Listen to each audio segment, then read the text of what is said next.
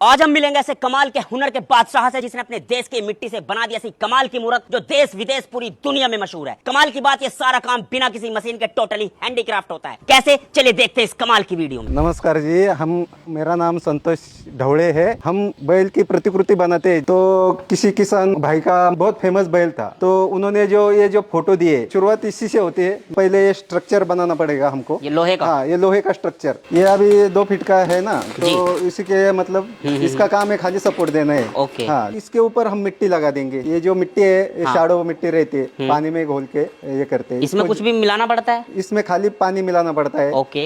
ये जो स्ट्रक्चर है पूरा मिट्टी से ढक जाएगा। अच्छा। हाँ जी। हाँ, इसमें मतलब मिट्टी आप लगाते जाएंगे, इसको आप ढालते जाएंगे। हाँ, ढालते टाइम भी आगे फोटो की तरफ भी ध्यान देना पड़ता है। अच्छा, चलिए हम मान के चल रहे हैं कि मिट्टी का स्ट्रक्चर आपका तैयार हो चुका है। उसके बाद आप क्या काम करते हैं? अभी इसका मतलब फर्मा बनाना है हमें। अभी उसके अंदर वो पत्ते चिपकाने पड़ते हैं। ये जो पार्ट है, हाँ, मतलब चिपकते नहीं। तो ये समझिए हमारे पार्टीशन हो रहे हैं। पार्टीशन हो रहे हैं, स्टेपलर कर रहे हैं ताकि ये पत्ते को एक जगह जुड़े रहे हैं। ये हिले डुले ना भागे ना इधर उधर। ये मिट्टी के ऊपर वैक्स लगाना पड़ता है। ओके। कि जो आपको चिपकते नहीं मिट्टी।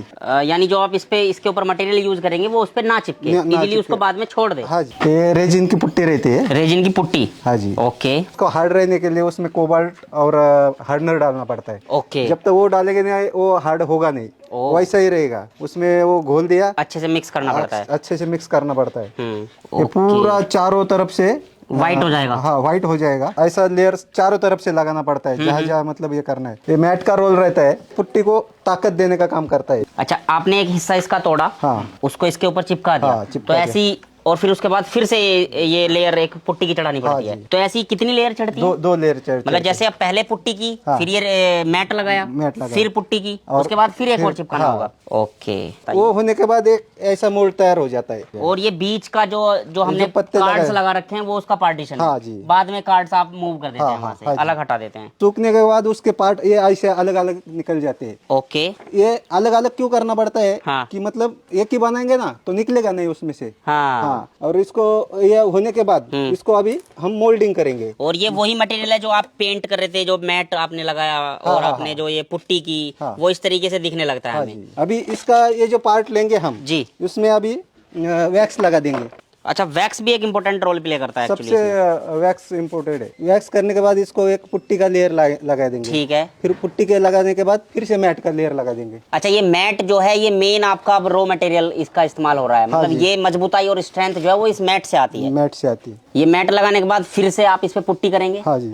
अगेन फिर से आप इसकी जो है लेयर इसके लगाएंगे। हाँ जी। उसके बाद ये लेयर सब ज्वाइंट करने का। अच्छा, इसमें सुराख भी किए हुए हैं आपने? हाँ जी, ये नट बोल्ट के लिए, मतलब ये ज्वाइंट करने के लिए। ये ऐसा इसमें ये हो जाता है, जोड़ने के बाद ये ऐसा हो जाता है। ओके। ये सेट होने के बाद ये इसको खोल देते हैं। तो आधे घंटे के बाद जब हम इसको खोलेंगे तो वो प्रॉपर जो शेप हमने एक बैल की या जो भी हमें स्ट्रक्चर तैयार करना होता है वही निकल के आएगा। हाँ जी। ये पीस अलग अलग जो एक पीस, हाँ, जो लगाए थे वे, ठीक है, हटा दिए। ये मान लीजिए उसका मॉडल हो गया, फाइबर का मॉडल हो गया। अच्छा, जैसे इसमें सींग नहीं है तो वो कैसे आप? वो सींग बाद में जो अलग से लगा देते। अच्छा, अलग से ऐड कर दोगे? सींग, कान, तार रहते हैं अंदर। हाँ। यहाँ अभी वो मान लीजिए बैल साँचे से निकल दिया जी, उसको घिसने का काम चलता है। ओके। तो ये सैंड पेपर से घिसाई चालू हो रही है। इसका मेन पर्पज क्या होता है घिसाई का? मतलब ये ज्वाइंट वगैरह सब कुछ नहीं दिखाई देना मांगता है। हाँ। बैल जितना क्लियर घिसाई अच्छी रहेगी उतना अच्छा रहेगा। मतलब ये पूरा एक मोल्ड लगेगा, एक हिस्सा लगेगा, ऐसे जो बीच में जो ये जॉइंट है वो नहीं लगेगा। अभी देख लीजिए, इसमें कोई ज्वाइंट दिखाई नहीं दे रहा है। हाँ। एकदम क्लियर दिखाई दे रहा है। उसके बाद उसको पेंटिंग के लिए लेके जाना पड़ेगा। ओके। पेंटिंग के लिए उसको पहले प्राइमर पड़ता है। प्राइमर। ओके। आपके जो मोल्डिंग और जो आपकी कार्विंग क्राफ्टिंग वाला जो काम था वो हो चुका है पूरा? हो चुका। अब आप मेन काम क्या है? पेंट और इस तरीके का काम चलेगा? हाँ जी।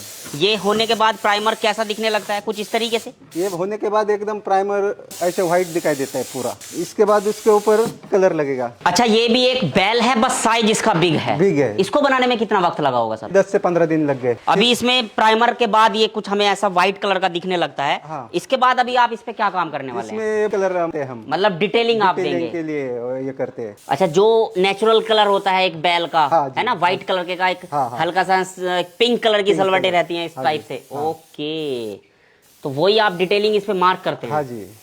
मतलब बारीकियों का बड़ा ध्यान रखते हैं ना हाँ, एक एक चीज का।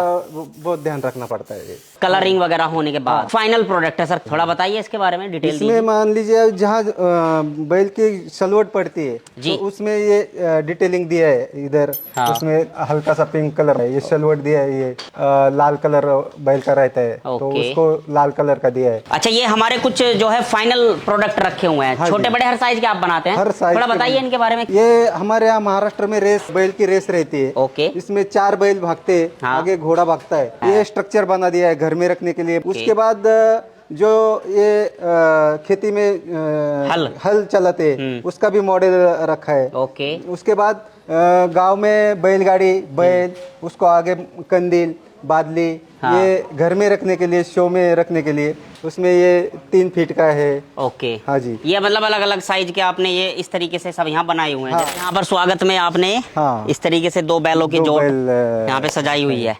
बहुत बढ़िया। छत्रपति शिवाजी महाराज, हाँ, छत्रपति शिवाजी महाराज का भी मूर्ति है। ये तो बहुत ऑथेंटिक लग रहा है एक्चुअली, बहुत बढ़िया। और इधर कुछ एलिफेंट्स हाँ जी, रखे हुए हैं। एलिफेंट इनमें तो भी। बड़ा वक्त लगता होगा एलिफेंट में। हाँ, इनमें डेढ़ 1 महीना लगता है। एक में ही? हाँ, एक में। अच्छा, कहाँ है ये? थोड़ा सा एड्रेस के बारे में अगर हमें बताना चाहें आप। ये हमारे महाराष्ट्र में पुणे जिला है। ओके। पुणे जिले में राजगुरुनगर खेड़ तालुका है। ओके। उसके पास वडगांव पाटोळे गांव है। 2 किलोमीटर राजगुरुनगर से 2 किलोमीटर है। दो राजगुरुनगर से 2 किलोमीटर वडगांव पाटोळे। और श्लोक आर्ट है हमारे, जो ये कारखाने का नाम श्लोक आर्ट है। श्लोक आर्ट। श्लोक आर्ट। हमारा कॉन्टैक्ट नंबर है 9763170275। बहुत अच्छा लगा सर आपसे मिलकर, आपसे बातचीत कर। और दोस्तों, अगर आपको ये आर्ट देखनी है तो इनके बताए हुए एड्रेस पे आप आकर देख सकते हैं। इस वीडियो को ज्यादा से ज्यादा शेयर कीजिएगा, लाइक कीजिएगा और कमेंट्स करके जरूर बताइएगा। इस वीडियो को हम यहीं पर समाप्त करते हैं। धन्यवाद।